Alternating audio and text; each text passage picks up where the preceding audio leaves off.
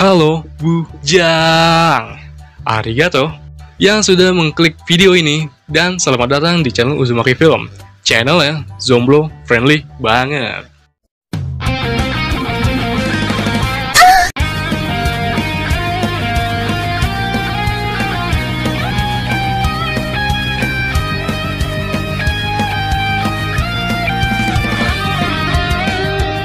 Kali ini aku meringkas anime Mob Psycho yang dirilis pada tahun 2016.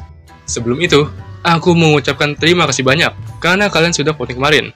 Tapi karena Mob Psycho duluan yang jadi naskahnya, jadi aku rilis duluan deh. Tenang, bagi pemuja paha Elena, naskah animenya lagi dibuat coy. Oke, kita absen nih. Aku ngambilnya dari komen kemarin ya. Yang pertama ada Shin, ada Core, ada HLMLFF, ada Ayame Kojo, ada Rohiman, ada Zulfikran, ada Itsuka, dan yang terakhir ada Finn. Mohon maaf jika ada yang belum kuucap. Semoga nggak menyinggung kalian. Dan terima kasih untuk kalian semua, walaupun nggak komen, tapi selalu nonton alur anime yang dibuat Uzumaki Film. Ya udah, langsung aja ke alurnya.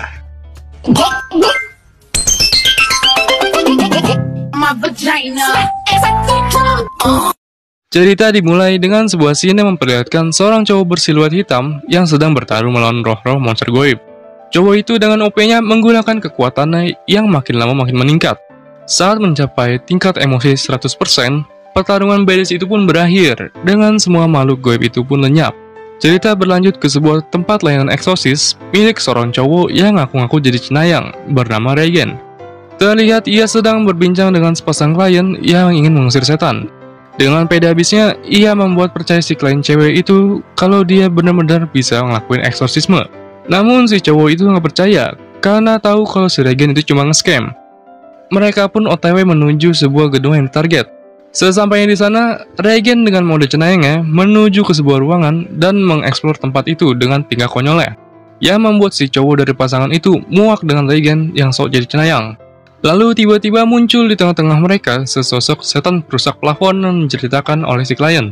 Sebagai seorang penyelamat, Regen menggunakan skill tebar garamnya untuk melenyapkan si setan.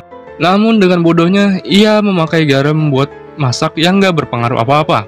Karena ia gak bisa ngatasinnya, lalu ia menelepon asistennya yaitu bocah SMP bernama Shigeo Kageyama, aka Mob, untuk datang ke tempatnya. Mob yang baru pulang sekolah itu pun langsung OTW ke sana. Lalu saat sesampainya di sana, ia bertemu dengan si setan perusak plafon tersebut. Langsung ia menggunakan kekuatannya yang membuat setan itu lenyap seketika. Setelah dari pekerjaan itu, Regen yang sangat untung banyak, ia memberi bayaran yang sedikit ke Mob dengan alasan musuhnya adalah level kroco. Dan Regen berpesan akan mengajari Mob tentang menggunakan kekuatannya, yang dengan syarat ia dilarang menggunakannya untuk orang lain. Di malam harinya, terlihat Mob yang sedang kumpul makan malam bersama keluarganya. Dan ia diomelin sama emaknya karena membuat sendok makannya jadi bengkok melulu. Lalu ia juga dibandingkan soal nilai ujiannya dengan adiknya. Adiknya yang bernama Ritsu Kageyama itu pun menghiraukan perkataan emaknya dan selalu mensupport abangnya. Di hari berikutnya, Mob yang lagi jalan menuju gerbang sekolah, ia melihat cewek idamannya yang membuatnya kagum bernama Subomi. Saat di sekolah, terlihat Mob yang sangat kurang di bidang akademis maupun fisik yang membuatnya selalu kecapean. Lalu saat balik sekolah, ia mendapat panggilan dari Regen untuk pekerjaan yang cukup besar. Ia pun OTW bersama Regen menuju jalan terowongan Honeido yang terkenal angker karena sebuah kecelakaan beruntun. Sesampainya di sana, Mob menjelaskan keadaan di dalam yang membuat Regen merinding. Tapi ia dengan sok cool harus menjaga image-nya sebagai orang yang lebih kuat dari Mob. Dan mereka pun mengeksplor terowongan itu. Sementara di dalam sana, maupun mengurusi setan-setan level kroco. Dan sedangkan Regen diam-diam pergi dari sana karena takut.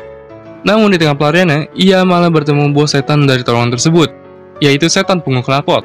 Sebuah arwah dari bos geng motor yang kecelakaan beruntun karena kepleset kulit pisang. Lalu setan itu pun langsung menyerang Regen dengan kekuatannya.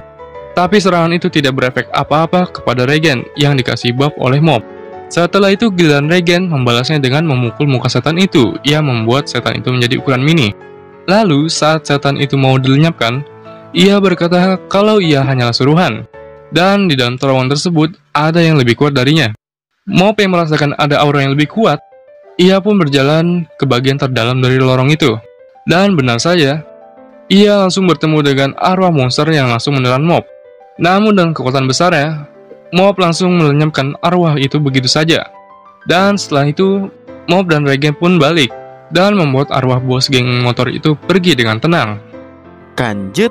Sementara itu di kantor, Regen sedang mengkadali seorang klien yang katanya mendapatkan kutukan dari situs ngobrak-ngabrik. Dengan akal bulusnya, Regen langsung mencabut kutukan itu, yang padahal itu cuma skill pijit biasa. Setelah melayani si klien, Regen dan Mob membicarakan tentang diri Mob yang butuh mencoba hal baru di masa mudanya. Lalu dengan akal bulus Regen, ia menghasut Mob untuk tidak melakukan hal itu, karena ia bisa bermalas-malasan sepanjang waktu sekaligus ngebantu usaha eksorsis milik Regen.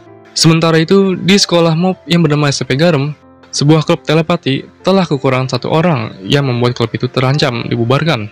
Dan anggota OSIS yang tahu hal itu langsung menghampiri mereka dan mengancam klub mereka akan dibubarkan. Lalu anggota OSIS itu memberikan waktu 2 hari untuk cari member agar klub mereka aman. Di hari esoknya, mereka pun mencari murid untuk diajak masuk klub. Namun hasilnya mereka selalu ditolak, yang membuat ketua klub itu jadi sedeng. Lalu seorang anggota baru ingat tentang seorang murid, dan ia membawa Mob dan mengajaknya untuk bergabung. Mob yang merasa sudah ada kerjaan, ia menolak ajakan tersebut. Namun si ketua klub itu tetap mengajak Mob untuk join. Lalu Mob menelpon Regen dan ngabarin kalau ia diajak masuk klub. Dan si Regen tahu kalau klub itu nggak ada gunanya. Lalu telepon itu langsung diambil oleh si cewek dari ketua klub itu, dan terjadilah adu mulut. Setelah itu, Regen menyuruh Mob untuk membantunya di kantor, dan klub itu tinggal menunggu keputusan Mob di hari esok. Setelah itu, Mob dan Regen menjalankan misinya yang menyamar jadi cewek untuk menyelundup ke sekolahan cewek. Tapi mereka langsung ditahan karena si Regen ketahuan banget bencongnya. Dan sementara si Mob dibiarkan begitu saja dan langsung OTW ke rooftop sekolah untuk bertemu si klien. Lalu Mob pun bertemu dengan klien 2 cewek itu, dan mereka menceritakan beberapa kejadian yang mereka alami di sekolah. Lanjut, Mob dan 2 cewek itu langsung mengeksplor tempat-tempat di sekolah itu, sampai di mana Mob merasakan sesuatu, dan Mob mengikuti jejak si setan. Lalu ia tertuju ke sebuah gor di mana ada aktivitas basket. Benar saja, saat ia masuk ke dalam, setan itu langsung memunculkan dirinya dan menyerangnya. Tapi Mob dengan santainya membuat tangan dan tubuh setan genderuwo itu hancur lebur seketika. Di keesokan harinya, Mob mendatangi klub telepati untuk soal keputusannya. Lalu anggota OSIS juga datang dengan membawa anggota klub body kekar yang akan menggantikan klub telepati. Lalu Mob mengurungkan niatnya dan memutuskan memilih untuk join ke klub body kekar karena suatu tujuan yang dia inginkan. Lanjut ke scene yang memperlihatkan Mob sedang mengikuti latihan bersama klubnya. Namun terlihat fisik Mob yang sangat lemah membuatnya tepar seketika. Lalu, seorang ketua klub body kekar bernama Musashi membawa Mob ke ruang klubnya yang masih berisikan anggota telepati. Di saat sudah sadar, Mob pun berbincang dengan ketua klub telepati bernama Tome tentang alasannya masuk ke klub sebelah. Lalu, Mob pun menjelaskan tentang fisiknya dan kekuatan psikisnya yang ia miliki. Tome yang melihat itu langsung meminta bantuan Mob untuk mewujudkan tujuannya. Lalu omongan Tome dibelokkan oleh Mob yang mau ngelakuin aktivitasnya. Dan Tome yang tahu maksud tujuan Mob, ia ingin menjadi anak yang populer sekaligus memikat cewek. Sepulang sekolah, Mob menemui senseinya untuk membicarakan soal telepati. Regen yang gak bisa jawab soal itu, ia pun tahu maksud Mob yang bertujuan untuk mendekati seorang cewek. Lalu, ia memberitahu soal dirinya yang di saat seumuran Mob yang ingin menjadi populer juga. Di saat jalan pulang, Mob pun bertemu dengan seorang berpakaian topeng. Ia mengajak Mob yang sedang terlihat galau itu untuk join ke sektenya, dan langsung Mob pun menolaknya. Tapi, saat orang itu menebak keinginan Mob yang mau jadi populer, Mob pun langsung gaskeun perkataan orang itu. Sambil mengantar Mob ke tempat markas sektenya, ia menjelaskan tentang sektenya yang bernama Sekte Ngakak, dan kekuatan tuannya yang bernama Tuan Ekubo, yang bisa membuat orang jadi ngakak kerat. Lalu, saat Mob sampai, ia dikumpulkan dengan 2 orang lainnya di atas panggung, yang salah satunya adalah teman sekelas Mob yang bernama Mezato. Lalu Tuan Ekubo pun datang dan menampilkan wajahnya yang ngebuat orang jadi ngakak. Lalu mereka bertiga diiring oleh para sakti itu untuk memakaikan mereka sebuah topeng. Tapi Mezato yang menyadari sebuah keanehan, ia pun mengancam melaporkan Tuan Mob. Tapi Hal itu membuat Mezato dipaksa memakai topeng itu oleh Tuan Ekubo. Lalu, Mop yang gak terpengaruh apa-apa membuat Tuan Ekubo menjadi panas dan menahan Mop pergi. Lalu ia mengajak Mop untuk bermain game tahan ngakak melawan top 3 orang terlucunya. Dengan santuy, Mop mengalahkan top 3 orang terlucu itu. Dan giliran Tuan Ekubo yang akan menghadapi Mop. Ia menggunakan cara liciknya agar Mop kalah. Mop yang kesal karena dicurangi memancarkan kekuatannya yang gak sengaja membuat orang-orang tersadar. Dan Tuan Ekubo yang menyadari hal itu, ia segera mengembalikan keadaan. Lalu ia menahan Mop untuk memaksanya tertawa. Namun usaha itu sia-sia. Lalu Mop menjelaskan kenapa ia gak bisa tertawa. Dan Tuan Ekubo yang mengetahui celah Mop, ia merosting tentang masalah emosional yang Mop alami. Tuan Ekubo yang menyadari kalau Mop setara dengannya, langsung ia mengeluarkan wujud asli setannya.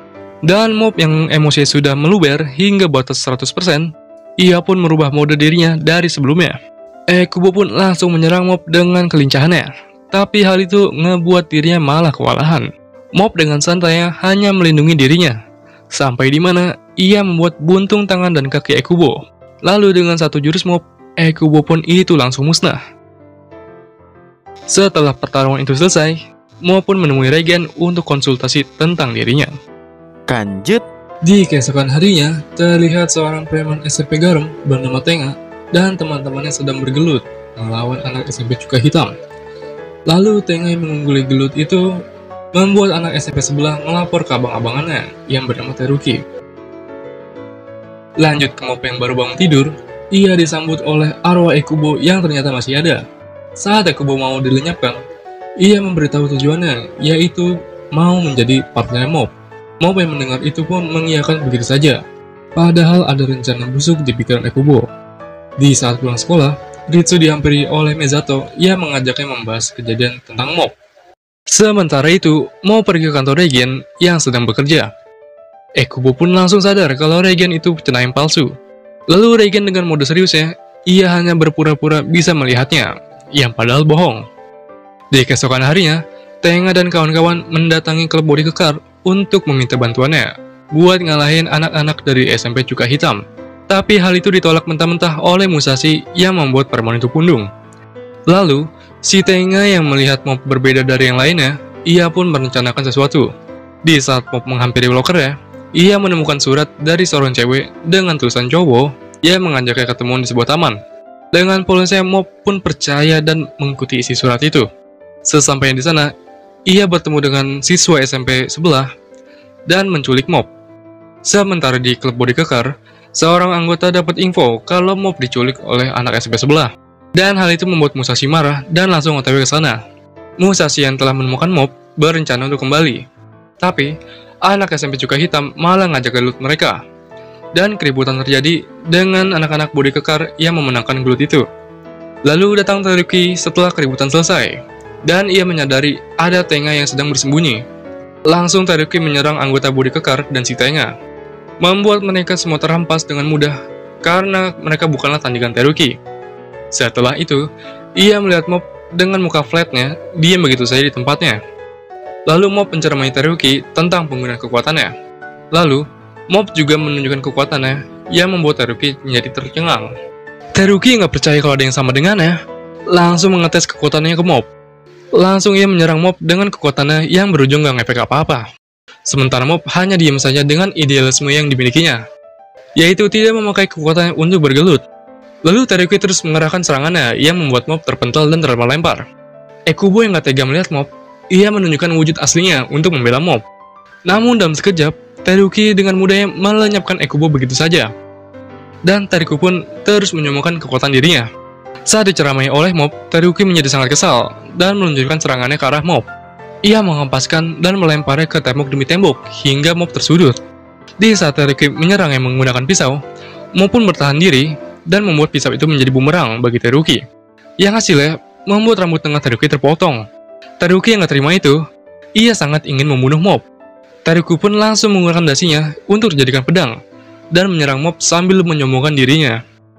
Mop langsung memberi tsunami fakta tentang kesamaan dirinya dengan Teruki. Tapi Teruki tidak terima dan langsung mencekik Mop dengan emosi. Tingkat emosi Mop terlihat semakin naik dan ia mencoba melawan Teruki. Tapi, Mop berakhir dengan jatuh pingsan. Teruki yang telah berbuat itu terkejut dengan kekuatan yang muncul dari Mop, dan ia berubah ke mode yang tidak diketahui, alias nggak tahu berapa persen. Ia pun menyerang Teruki yang membuat pakaiannya musnah dan tubuhnya yang terlempar. Lalu, Mop menyerap energi Teruki dan mengangkat puing-puing sekolah itu ke langit, sekaligus si Teruki-nya juga.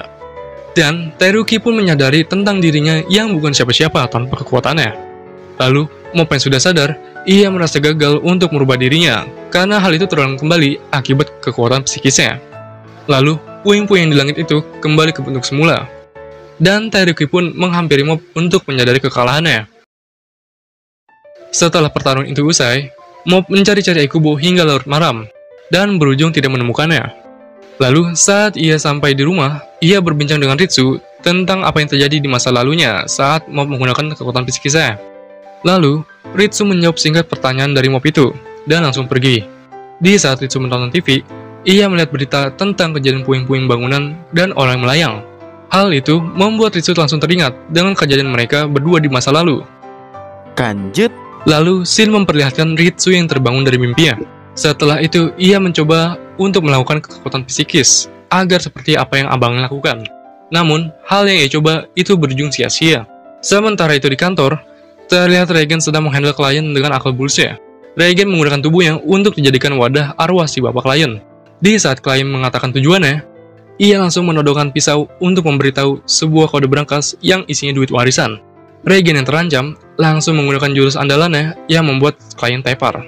Mop yang melihat pertahanan diri Reigen, ia menjadi teringat dengan kejadian sebelumnya. Lalu, Reigen menyemangatinya untuk menggunakan kekuatannya dengan tepat. Shin berpindah ke sekolah Garam. Terlihat Tenga sedang membahas seorang anak dari SMP Garam yang mengalahi Teruki di tawuran kemarin. Dan ia berencana untuk menjadikannya bos untuk gengnya. Lalu, terlihat Mop sedang ditanya-tanya oleh Mezato tentang kejadian kemarin dan menduga itu adalah perbuatan Mop. Tapi, karena Mop diam saja, ia pun meninggalkan Mop dan memberi waktu untuk menjawab. Lalu, Tome yang nguping pembahasan Mop tadi, ia langsung menanyakan soal pengguna kekuatan psikis yang sama dengan Mop.